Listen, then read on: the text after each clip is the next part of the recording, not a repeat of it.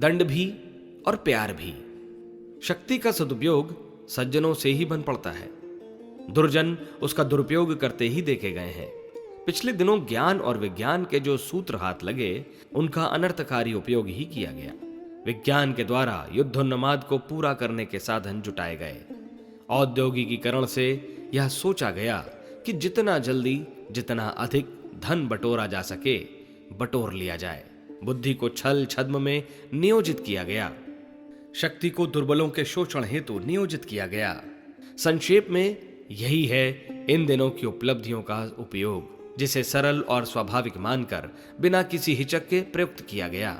विज्ञान के द्वारा उपलब्ध होती हुई सामर्थ्य का भी इसी प्रकार प्रयोग होता चला गया। प्रतिफल जो होना था हुआ। सर्वत्र प्रदूषण ने डेरा डाल लिया। शक्तिशाली निर्भय होकर अनाचार बरतने लगे। औचित्य की मर्यादाओं को एक प्रकार से भुला ही दिया गया। यही है अपने समय की उपलब्धियां, जिन्हें चतुरता का नाम दिया जाता है। जिस रीति नीति को बहुत जन अपनाते हैं, वह एक प्रकार से प्रथा बन जाती है और प्रचलन का रूप धारण कर लेती है। इन दिनों का प्रचलन यही है। छद्म और अनाचार का उन्मुक्त प्रयोग हो रहा है। नियामक सत्ता के आक्रोश के भय का अंकुश ही उड़ गया है। यह अनाचार सृष्टि व्यवस्था के सर्वथा प्रतिकूल है। क्रिया की प्रतिक्रिया न हो तो संसार में अंधेर ही मच जाए, न्याय का अस्तित्व ही न रहे, पाप से कोई डरे ही नहीं, अनीति पूर्वक लूट मार करने के लिए हर कोई आतुर होने लगे। पर ऐसा होता नहीं। जिसने यह सृष्टि बनाई है, उसने क्रिया की प्रतिक्रिया का नियम भी बनाया है। फलतः अनाचार पर उतारू मनुष्य को औचित्य की प्रताड़ना भी सहनी पड़ी है।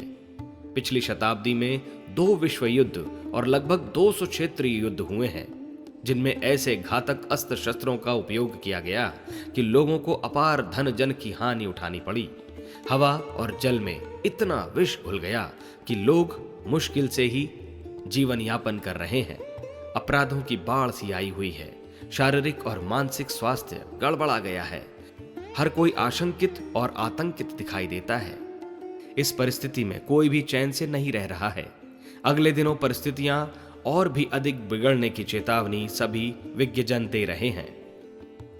मनुष्य को सौंपा तो बहुत कुछ गया है, पर इतना नहीं कि वह सृष्टि की व्यवस्था को ही गड़बड़ा कर फेंक दे। उसे संरक्षक, माली और अभिवृद्धि करने वालों की जिम्मेदारियों के साथ भेजा गया है। इसलिए नहीं कि वह इस सुरम्य उद्यान के चलते हुए क्रम को ही उलट कर रख दें। जब तक सही चाल, सही गति और सही रीति नीति को अपनाए रहा गया, तब तक सब कुछ ठीक ठाक चलता रहा। प्रगति का संतुलन ठीक बना रहा। परिस्थितियां सब ओर से ठीक बनी रहीं।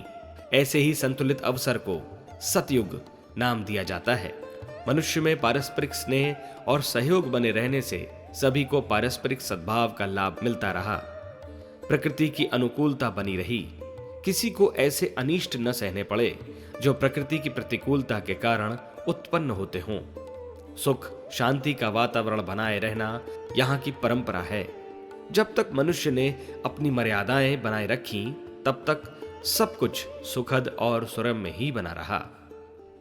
इस सृष्टि में जहां सदाशयता के उपहार मिलते रहते हैं, वहां यह व्यवस्था भी है कि यदि उद्दंडता भरे अनाचार बरते जाने लगें तो तुरंत न सही, कुछ ही विलंब से उनका कड़वा प्रतिफल अवश्य मिलने लगे।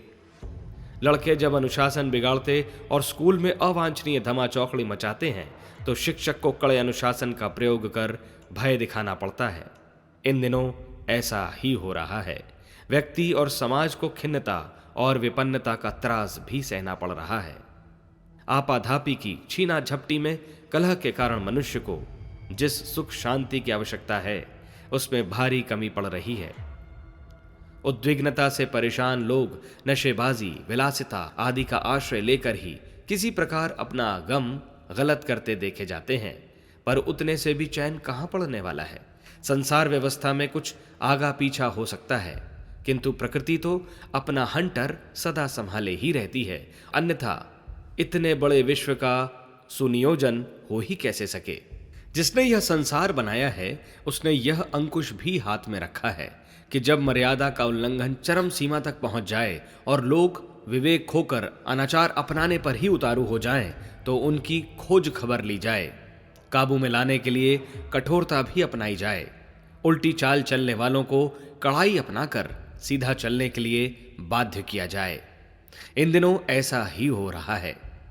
प्रस्तुत विपत्तियों को देखते हुए लोगों को यह समझने के लिए बाध्य किया जा रहा है कि सही रीति का परित्याग करने पर उन्हें कितनी विपरीतताओं का सामना करना पड़ सकता है। 600 करोड़ व्यक्तियों के लिए जहां सृष्टा ने समुचित साधन जुटाने की दया दिखाई है, वहां उन्हें यह भी करना पड़ रहा है कि उनके किए के लिए समुचित दंड व्यवस्था का भी विधान हो। सर्वविदित है कि ऐसा कृत्य निर्दयतापूर्ण ही कहा जाएगा, पर व्यवस्था तो व्यवस्था ठहरी। इन दिनों बारीकी से देखने पर यह भली भांति समझा जा सकता है कि पिछले दिनों जो अनाचार अपनाया जाता रहा है, उसकी प्रतिक्रियाएं कितनी कटु और भयंकर हुई हैं। तो क्या सदा यही अपराध करने और प्रताड़ना सहने की क्रिया प्रतिक्रिया चलती रहेगी? बात ऐसी नहीं है। न्यायकारी की कभी ऐसी नीति नहीं रही है। वह तभी तक धमकाता है जब तक कि उद्दंडता से बाज नहीं आया जाता। जब सुधरना आरंभ कर दिया जाता है तो उद्देश्य पूरा हो जाता है। तब सबके साथ न्याय एवं करुणा बरतने वाले व्यवस्थापक अपनी रीति नीति को बदल लेते हैं। धमकाने के स्थान पर पुचकारने और प्यार करने का उपचार क्रम चलने लगता है। सृष्टा का उद्देश्य तो मात्र सुव्यवस्था बनाना है। जैसे ही वह बन जाती है, वह अपनी रीति नीति बदलने में देर नहीं लगाता। अगले दिनों ऐसा ही परिवर्तन होने जा रहा है। दुष्टता के बदले प्रताड़ना सहने की जब आवश्यकता नहीं रहेगी, तो वैसा बर्ताव भी कोई फिर क्यों करेगा? जब सुधारने और समझाने बुझाने से ही काम चलने लगे, तो फिर प्रताड़ना के कटु व्यवहार का प्रयोग क्यों करना पड़ेगा? देखा भी यही जाता है कि जब कोई ढीठपन दिखाने और अनुचित हठवादिता से भरा दुराग्रह करने लगता है, तो उसको दंड का भय दिखाना और व्यवहार करना पड़ता है। पर जब वह बदलती नीति के अनुरूप सीधी राह चलना अंगीकार कर लेता है, तो अभिभावक भी अपनी रीति नीति तुरंत बदल देते हैं। जो कार्य प्यार से चले, उसके लिए दंड की प्रक्रिया क्यों अपनाई जाए? हमारे YouTube चैनल शांति कुंज वीडियो गायत्री परिवार को सब्सक्राइब करें एवं बेल आइकन जरूर दबाएं, ताकि गायत्री परिवार की विभिन्न गतिविधियों की जानकारी आपको मिलती रहे।